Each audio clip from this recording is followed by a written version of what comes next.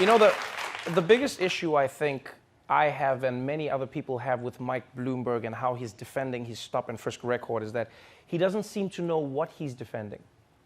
And that for me is a problem. You know, he goes, oh, I apologize for the policy.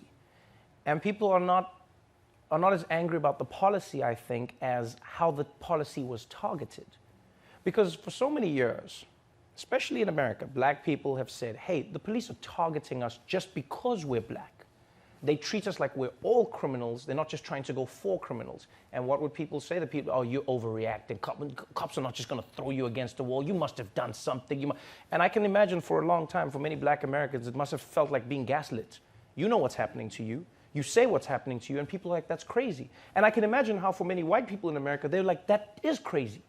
You just got thrown against the wall? Why? You must have been doing something. Because white people are like, I've never been thrown against the wall. That would never happen to me. What? You just got thrown against the wall? That's it? I see cops all the time. I say, hello, officer. They say, hello, sir. And then I keep walking. You just get thrown against the wall? That doesn't make any sense. And I can imagine, and then a lot of black people were like, you white people are being racist because you don't. And white people are like, that is insane. Cops will not just throw. And I can see how people have lived in these worlds for so long. And then now you have audio of Mike Bloomberg saying, and that audio for me, if you break it down into pieces, has so many issues with it. First of all, the fact that he says, if you look at criminals and victims of crime, etc., you can Xerox. You can just copy and paste it and put it out there. It shows me that you didn't even care about the differences between black people. You made it seem like black is crime, when in fact black is most affected by crime. That is the thing that you did there, right? That's the first problem I have. Secondly, the fact that people don't seem to realize the ramifications of treating people like that. Imagine if you are a black kid living in Mike Bloomberg's New York City. Every day, you're getting frisked and thrown against the wall, put over the hood of a car every day. This is what cops are this is your life.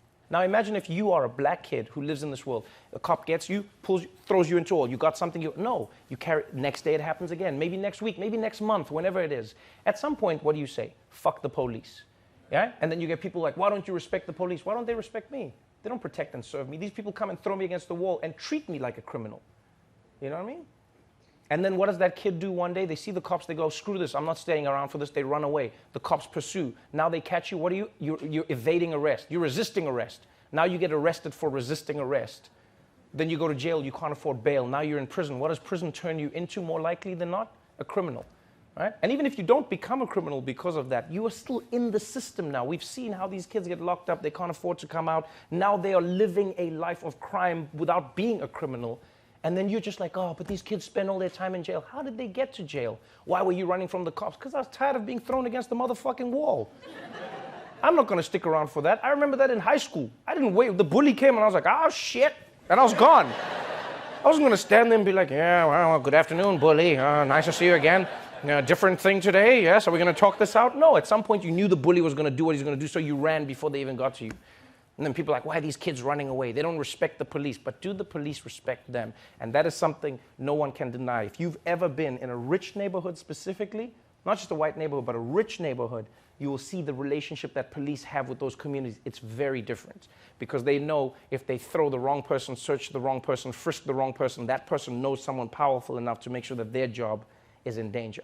And those are the dynamics that you're dealing with here. And so my problem with Mike Bloomberg is he's not saying, I'm sorry for targeting black people. I'm sorry for treating black people like second-class citizens. I'm sorry for gaslighting black people for so long. No, he's just like, I'm sorry that stop and frisk happened to affect black communities. And it's like, no, it didn't happen to. You designed it to.